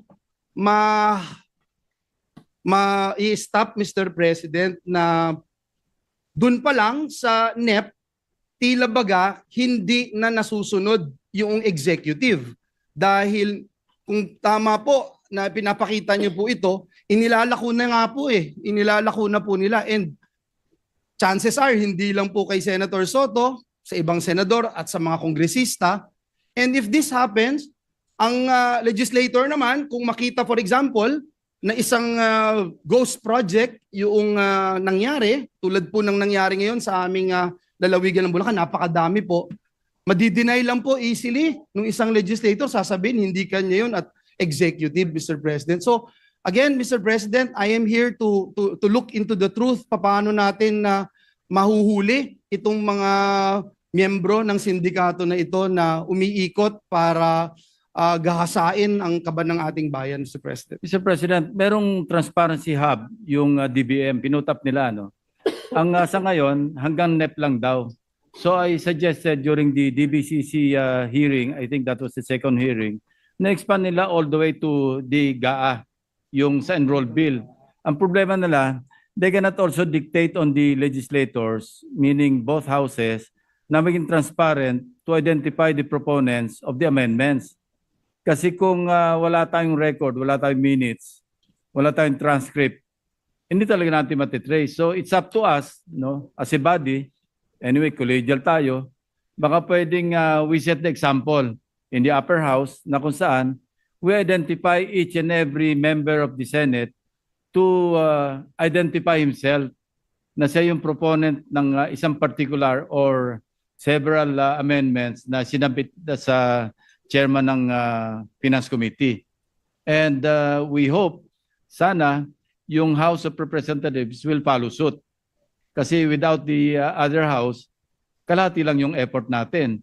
Dahil kung ayaw rin mag-identify ng mga individual congressmen, kung sa kanilang galing yung amendment, yung proposed amendments, wala rin. Kasi doon po nawiwili, actually. Pero if we can only, make it a point na each and every proponent of any amendment is properly identified, sinabi ko na rin po ito, at least merong shared responsibility. At kung ako yung nag-introduce ng amendment, babantayan ko dapat yung proyekto kasi baka magkaloko-loko, may balik sa akin. Yeah. And I hope we can be one in this effort, Mr. President. I am with you, Mr. President, distinguished colleague from the great province of Cavite. It's just that nanlata ako nung sinabi nyo na at pinaalala nyo sa akin na it takes two to tango na kailangan both Definitely. houses, Mr. President. Because ako ho, for example, Mr. President, perhaps I could be exhibit A, Mr. President, of what has been happening. Because easily, they can pinpoint anyone na ito, project mo, etc. without having anything, Mr. President. While if we are to propose an amendment and say this is my amendment and you defend your advocacy on the floor, then there's no way na pwedeng mag-imbento against anyone here in the Senate. When I responded to you na it takes two to tango, ang gawin lang natin, let's follow the lead of the Senate President. Kung may nag-offer, i-reject natin. O di isa lang yung nagtatango, hindi mabubuo yung sayaw, hindi ba? But if the legislator being offered to make insertions, nag-bite siya at nagbigay siya, and then sira na yung kamada. But if the senator or congressman would deny such offer or request, then it will not happen, Mr. President. As in the case of the Senate President, he declined, so hindi nangyari. Pero kung nagsabit siya ng 500 million as of now, sabi as of now, for now, sabihin, may karugtong pa yan. Kung humirit pa siya ng, pwede bang another 500 million? O di 1 billion yung naka-insert sa kanya doon. But he declined and he rejected right away. So first off, sa atin na rin magsimula yung initiative. Even if offered, we decline. And even if it takes two to tango, at least malinis ang konsensya natin at kaya natin sabihin na buhay ang moral Malinis issues ng konsensya institusyong mo? ito. Sure ka? Mr. President, Sure ka, I'd like to thank the gentleman for entertaining this representation's questions and query. I pray, Mr. President, na gaya nung sinabi ko po kanina, the past 2 years, mismong ako, Mr. President, nagdududa na kung may mangyayari po dito sa flood control. And I'm glad. Wag po tayo magduda. Ang panawagan ko nga po, yun yung parang na-downer sa atin. Pag nakarinig tayo ng mga netizens, wala yan, walang mangyayari. Then, na-drag down na tayo sa ganung pag-iisip. And I'm But, saying this, you know, Mr. President, because when you ran, I told you about it, na I want to win and make sure na may mangyari po dito sa ating advokasya. And the main reason why I'm saying that, Mr. President, is I am a living testimony na halos sumuko na, Mr. President. 3 taon na po ako na nagsasalita ho dito sa bulwagang ito, sa committee hearings, etc. But right now, Mr. President, and I believe that the Lord has sent you in this institution to help us not just ferret out the truth, but come up with concrete solutions, Mr. President. I heard, Mr. President, also just a point of information that the DPWH Secretary will file cases against this Assistant District Engineer. I told him that, Mr. President, that we will provide the damning evidence. No? Yes. Not only here, but this morning he flew to Oriental Mindoro, and he told me last night.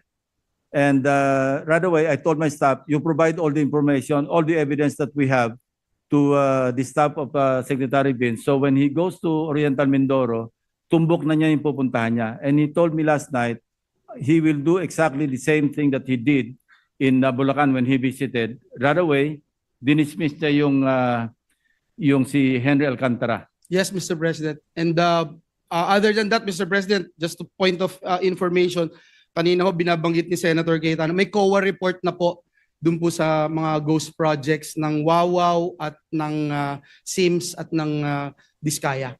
So, yun lang po. This was the same COA audit highlight report that we subpoena during the first committee hearing of the Blue Ribbon. Thank you again, Mr. President, and I'd like again to congratulate and thank the gentleman from Cavite. I am one with him in pursuing justice, especially for may kababayan si Bulacan. Maraming salamat, Ginoong Pangulo. Thank you, Mr. President.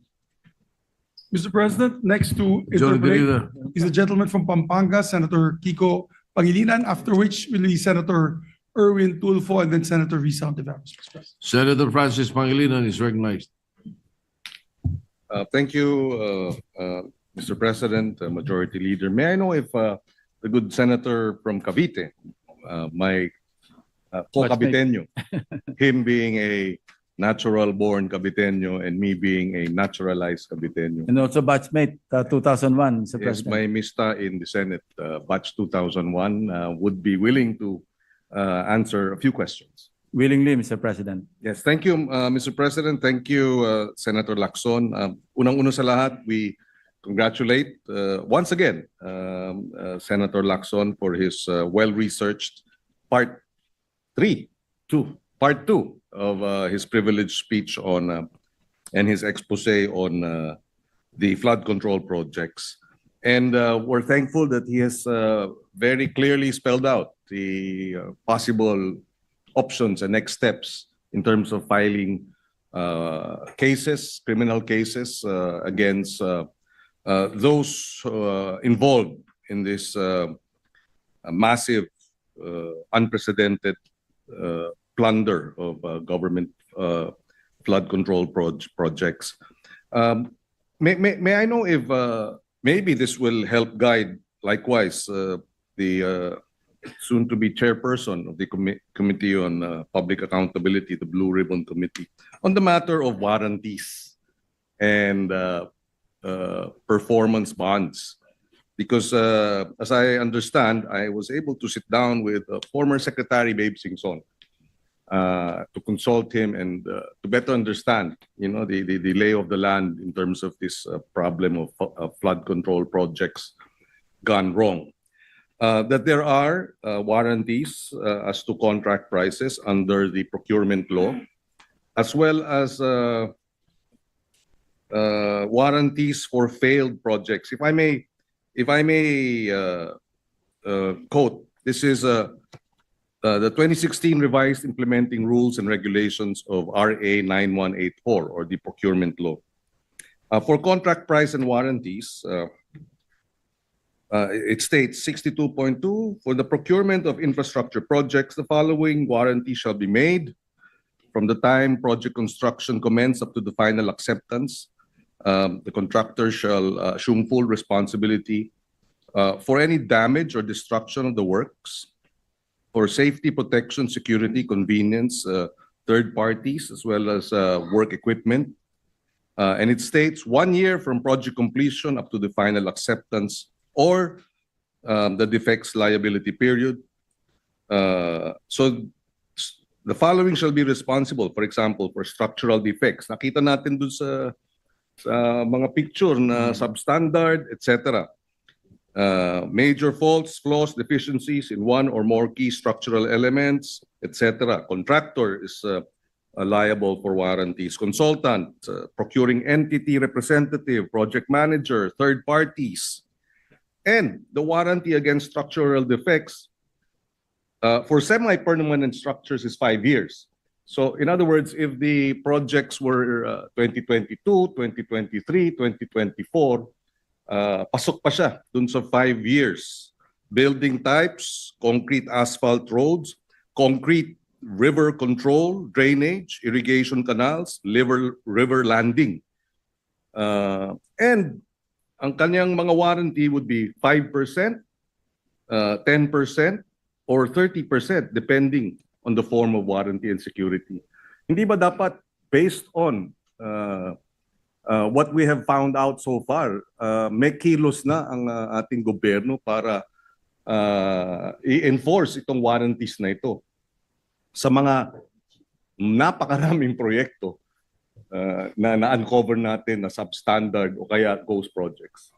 The bigger problem, Mr. President, is we have a law, but it is not being followed. Yun na nga. That is a problem.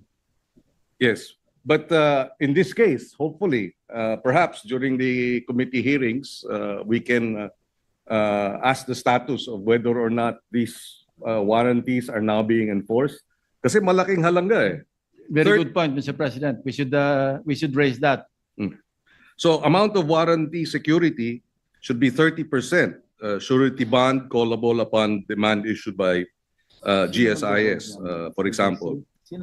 It shall be denominated in Philippine pesos.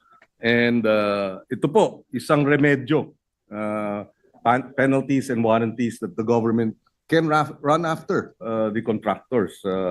As well as, I think, kung may warranty yan, sino ang mga, is it insurance companies, guarantee corporations? Yes, meron pong insurance eh. Ang problema, sino yung agency responsible for invoking or implementing yung mga warranties na ito? Eh yun ding agency na corrupt eh. Exactly, and that's why with the new Secretary of Public Works, Yes, high perhaps hopes, Mr. President. we can inquire as to how to go against, go after itong mga substandard structures, construction infrastructures of flood control projects, and make them pay. Sabi nga nila, yes, baka imprisonment is an option. It will take some time, but perhaps the warranties in the millions will be more immediate, and therefore the monetary punishment will be fast and immediate. Yes, Mr. President, and probably kung medyo recidivist na, perpetual absolute blacklisting. Blacklisting, yes, we support that. Kaya dito sa warranties na ito, pwedeng habulin ng gobyerno, ng public works ang ating mga contractor at yung kanilang mga surety companies para makolekta, maihabol man lang ang ilang halaga na nalustay. That would be immediately makaka-recover at masasaktan din itong mga contractor na ito dahil sila ay kahit paano hindi man sila nasasampahan pa ng kaso, eh meron ng mga penalties na pwedeng ma-recover. Yes. Senator Risa Ontiveros is recognized. Salamat, Mr. President, and with the indulgence of the two gentlemen on the floor, just an additional point of information, baka useful po dito sa current topic na tinatalakay nila on the warranties. Naalala ko po, Mr. President, dun sa pangalawang hearing ng Blue Ribbon Committee, dun sa privilege speech ni Senator Lacson, sinabi po ng DPWH na flood control projects are classified as semi-permanent structures having a 5-year warranty period. Samantala daw yung mga permanent structures tulad ng mga kalsada, tulay, o lalo na ng mga tulay, have a 15-year warranty period. So if that's at all useful, Mr. President, for the record. Salamat po, Mr. President. So pwede palang habulin yung Kabagan 15 years. Yes. For permanent structures and for semi-permanent, 5 years. Yung mga flood control projects ng 2022, 2023, 2024, which are considered semi-permanent, hanggang 2027, pwedeng habulin. At malaki ang magiging pondo na yan. At I think we should ask Secretary Vince Dizon kung ilan na yung nasunod natin sa batas regarding warranties. Yes, yes. We can request him to submit a list of yung nakolektang warranties or pinaulit sa mga contractor based Yes. on the warranties. Kasi yun, immediate. Mas mabilis yun kaysa sa itong... of course, we have to file the necessary cases. But we know it may take some time. Pero ito, mabilis ang parusa dahil warranties yan at pwedeng kolektahin. Thank you. Thank you, Mr. President. Thank you, Senator Lacson. Thank you, Mr. President. Senator Erwin Tulfo is recognized.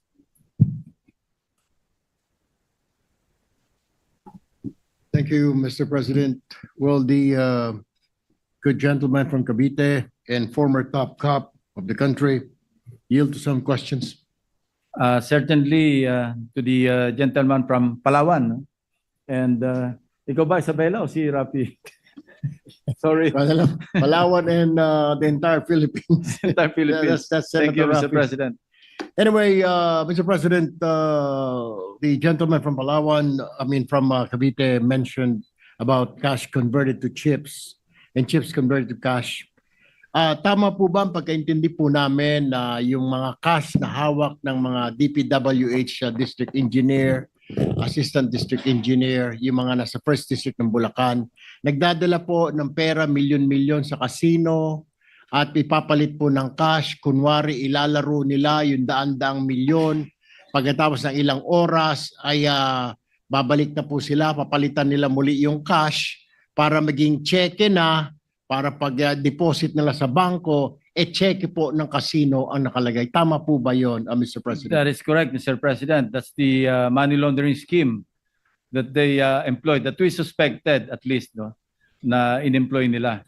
Dahil may report kami na pinakamalaking cash na nadala nila, and this is not uncommon. Pag pumasok ka sa casino, 400 million pesos, Mr. President. Talagang hilahan ng mga maleta dyan pagpasok sa casino, and the casino employees, even the security people, don't mind because those are customers, especially yung mga pasado na sa know your client category. Hindi talaga iniintindi na yon. So they can bring as much cash as they can, and it's welcome. But these are being monitored, Mr. President. Meron niya kasi yung PAGCOR and casino itself, meron silang means to monitor. And yung report nga namin, naban pa nga itong grupo nito sa isang casino kasi nasuspetyan sila na nagmamoney laundering lamang. Kaya nag-casino hopping na sila. So Mr. President, ibig sabihin po, may kinalaman din itong mga land-based casinos natin because they allow this kind of operations. Alam ko pong dapat po may tinatawag sila know your client. Pero nasaan na po yung know your client? Di po ba dapat magtaka po ang casino bakit itong si Mr. na hindi naman kilala, hindi naman po ito tycoon, may dalang 400 million at nagpapalit ng pera sa kanilang cashier, Mr. President? Ang mahirap kasi, Mr. President, gumagamit ng mga aliases eh. So there's no way for the casino operators to find out yung real identities. Kami nga po medyo natagalan before we found out yung kanilang real identities. It took time actually. No, may konting alam niyo na, konting investigasyon, konting contact, nagbibigay ng information before we actually found out sino ba si Henry Alcantara, Joseph whatever. So yan po yung problema rin ng casino, and meron pong batas actually na making the casino operators also criminally or civilly liable pag pinayagan nila na yung government officials makapasok at makapaglaro. Meron ding shared liability yung casino operators. But what can they do kung aliases naman yung ginamit? And these people were able to build their credibility or their reputation as being really big-time gamblers. Yan po ang susunod ng tatalakayin ng aming komite, Mr. President, yung pong games and amusement. Sa susunod po namin pagdinig, ipapatawag po namin itong mga casino na ito. Anyway, Mr. President, maaari po bang malaman kung ang Anti-Money Laundering Council ay nakapag-file na po ng reklamo sa DOJ or Ombudsman para sa pagsasampa ng kaso ng money laundering offenses sa mga opisyalis na ito? At kung wala pa, bakit po mas nauna po kayo at yung council natin ay hindi pa po nakapag-file, Mr. President? As we speak, Mr. President, they already have a scheduled meeting with the newly designated Secretary of Public Works, Secretary Vince Dizon. I think meron na silang nakaset na schedule para mag-coordinate along this line. Nararapat po ba, Mr. President, na matignan din ang bank deposits ng BGC Boys? Ano po ang pumipigil sa atin? Alam ko kung meron tayong batas na bank secrecy law. Pero paano po ito, Mr. President? I believe that they are looking into this. If they don't have the records yet, they're already investigating. Ang problema po kasi sa Money Laundering Act, Anti-Money Laundering Act, kailangan may mga predicate crimes. Of course, casinos, in view of the amendment, covered persons na po ito juridical person yung mga casinos. So pag lumampas ng 5 million pesos, agad-agad natitrigger yan at inire-report sa Anti-Money Laundering Council. Mr. President, sang-ayon po ba kayo na ito pong napakaraming problema sa government infrastructure, lalo na po dito po sa mga flood control, ay kailangan na po madaliin at silipin at kailangan pong sampahan po ng kaso ang mga taong ito, Mr. President? That's actually my recommendation, Mr. President. That's why we gathered all the damning or if not solid evidence, para pag turn-over namin ito sa independent commission, once it is fully constituted, then they can have an easy, they have the means to file immediately cases for preliminary investigation by the Ombudsman or the DOJ. Ngayong araw po kasi, Mr. President, ang inyong pong lingkod ay naghain po ng isang resolusyon, Senate Bill number 1215, also known as Infrastructure Anomalies Investigation Act of 2025, na dapat po magkaroon ng independent body para maimbestigahan, hindi lamang po executive order na ginawa po ng Pangulo. Sang-ayon po ba kayo rito, Ginoong Pangulo? Definitely. Let's institutionalize the existence of the independent body to investigate all probable defective infrastructure projects, not just flood control projects, but all infrastructure projects, Mr. President. May pamamaraan po ba, Ginoong Pangulo, na masampahan na ang mga taong nabanggit, mga opisyalis na harap-harapan na pong umamin sa Blue Ribbon Committee ang kanilang tinatawag na pagnanakaw po, pati paglalaro sa mga kasino, maging mga kontraktor kahapon po ay nagtuturoan na at aminado na po na talagang daan-daang milyon ang dumadaan sa kamay nila. May pamamaraan po ba tayo dito sa Senado para makapagsampa o makapagrekomenda na masampahan po sila ng kaso ng Department of Justice o di kaya ng Ombudsman? Definitely, Mr. President. Basta't meron tayong sinabit sa kanila na mga ebidensya needed to file complaints against these people, then mangyayari po yun. In fact, si Secretary Dizon, di ba, nag-ano na siya ng administrative case against Henry Alcantara on account of his own admission that he was playing in the casino. So agad-agad, nagkaroon ng basis, summary dismissal. The others, I think, susunod na po yun kasi nga, ibibigyan namin sa kanila yung aming record na nanggaling sa PAGCOR na kung saan labas-pasok sa casino itong mga ito using aliases. I stand corrected, Mr. President. Yung Senate Bill number 1215 po, co-author po tayo ni Senate President Soto. Siya po ang lead author po rito. But anyway, nag-file din po tayo ng 10 mga panukalang batas para makatulong po sa walang problema ng flood control. Sinusuportahan ko po ang privilege speech ng ating butihing senador mula sa Cavite. Maraming salamat, Mr. President. Maraming salamat po. Tulong-tulong po tayo. Senator Tulfo. Senator Risa Ontiveros is recognized.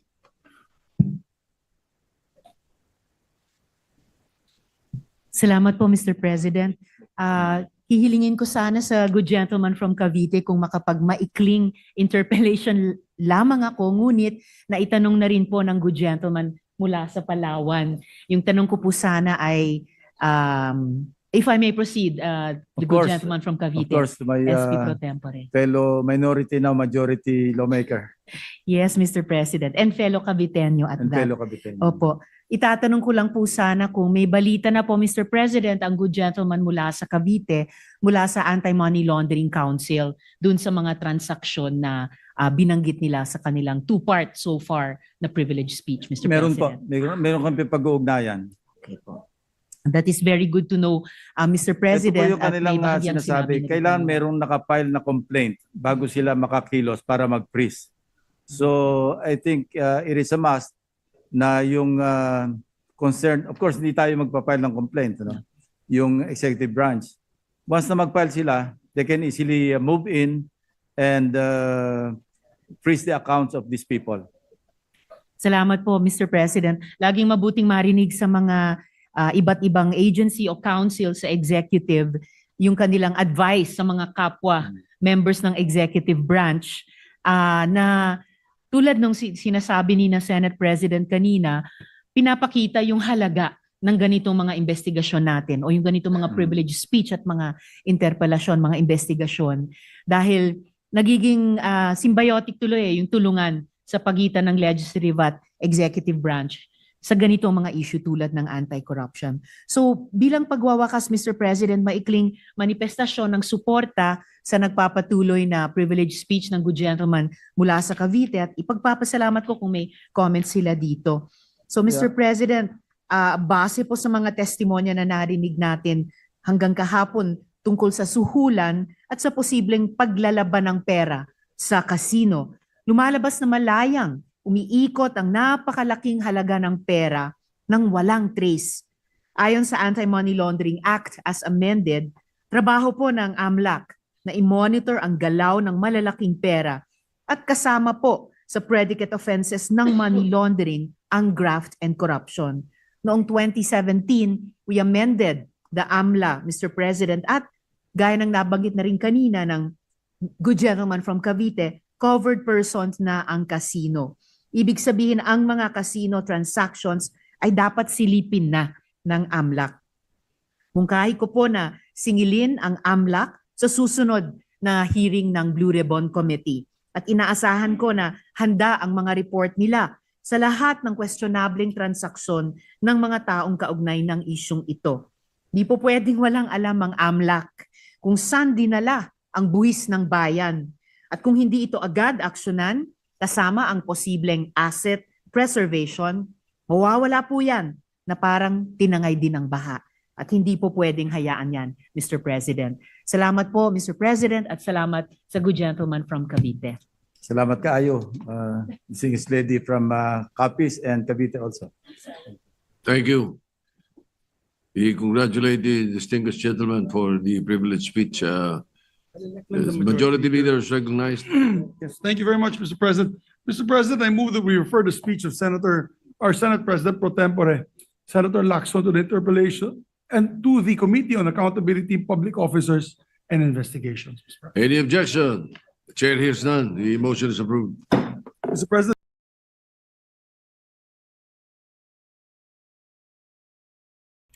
So yan mga kaibigan, no? Nakita nyo na. All right, joining us now is DPWH Secretary Vince Dizon. I want to thank you, Secretary, for being on hand. Again, ano tayo dyan, kumbaga, tayo ay ano dito, ano bang tawag dun? Maka-copyright tayo dyan, no? So, maka-copyright tayo. Huwag na yan, kasi maka-copyright tayo, no? So, yan ang mga kaibigan, no? So, eto na nga po, nakita niyo na po guys, no, yung investigation ni Senator Ping Lacson, no, tungkol doon sa napaka detalyado, no, yung investigation niya tungkol dito sa katiwalian sa flood control.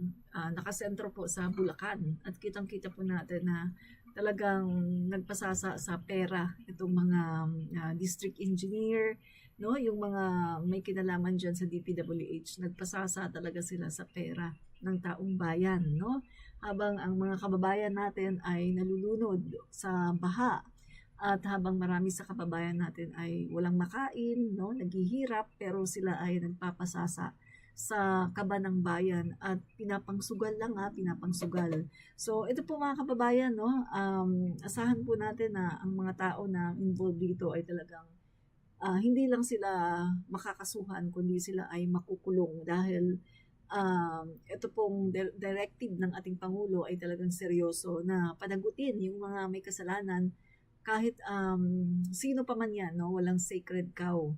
Kahit kongresista, senador ka man, kamag-anak, kaibigan. Ang sabi nga ng Pangulo natin, sino ba ang mas mahalaga? Yung kaibigan o yung bayan? Yung kamag-anak o yung bayan? Siyempre mas mahalaga yung bayan, yung mga Pilipino. Yan po ang sinasabi ng ating Pangulo. Kaya ito po, naniniwala po ako na sa panahon ngayon ng ating Pangulong Bongbong Marcos ay matutuldukan itong mga korupsyon na nangyayari ngayon, di lamang sa DPWH, kundi maging sa iba-ibang mga ahensya ng gobyerno. Salamat po mga kaibigan. Babalik po ulit ako mamaya. Admin Rich po, komentarista. Babalik ako guys. Bye-bye for another live.